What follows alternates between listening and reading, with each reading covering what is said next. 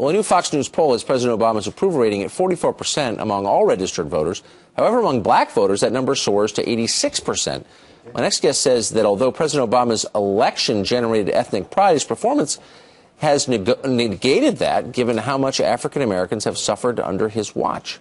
Fox News contributor DeRoy Murdock is here to explain and break down the numbers. DeRoy, thanks a lot for joining us. Thank you, Tucker. A really smart piece recently that contrasted his approval rating among black voters with the plight of black Americans, which is bad, worse than I realized.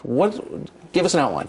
Well, it's understandable, I suppose, that at least early on when Obama came in, there'd be a certain amount of pride about the first black president getting the White House. I mean, I think all Americans are proud about that. But it's been 5 years and 4 months since he was sworn in, and the figures are really pretty grim. I mean, look, for example, at unemployment. There's been some improvement in the overall unemployment rate for black people, which has gone from 12.7 to 11.6. But you look at black teenagers, that's gone up from 35.3 to 36.8. So that situation has gotten worse. You look at other metrics like labor force participation. People actually have dropped out of the workforce. Right. They've just given up looking for work. That's gotten worse for blacks overall, from 63.2 down to 60.9.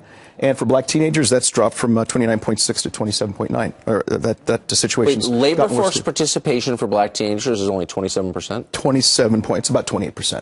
Yeah. Wow. Isn't that awful? It's bad. That's very bad. Very bad.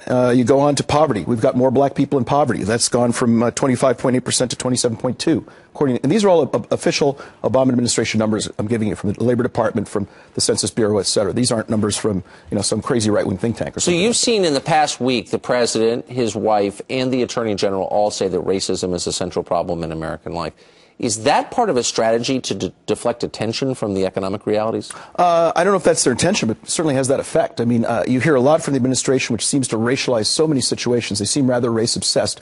And I think it certainly has the effect, if not the intention, has the effect of getting people not to focus on things. That food stamp participation for black Americans has gone from 7.4 million to 10.9 million. So you go down the line, and there are other metrics on this. Again, official Obama administration numbers, and the situation is just getting worse and worse for black Americans. And people who defend Obama say, well, look, the reason for this is that the economy is terrible for everybody, and white people are suffering too, which is not a very good defense. Well, and in fact, a lot of people aren't suffering. I mean, a small group of people has gotten richer than ever. I mean, the top 25 hedge fund managers made almost $30 billion personally last year. So, it hasn't been bad for everyone. And your neighbors in Washington, D.C. are doing very well. I think, what are the top 10 wealthiest counties in America? 6 of them are right around Washington, D.C. The richest city in the world. Yeah.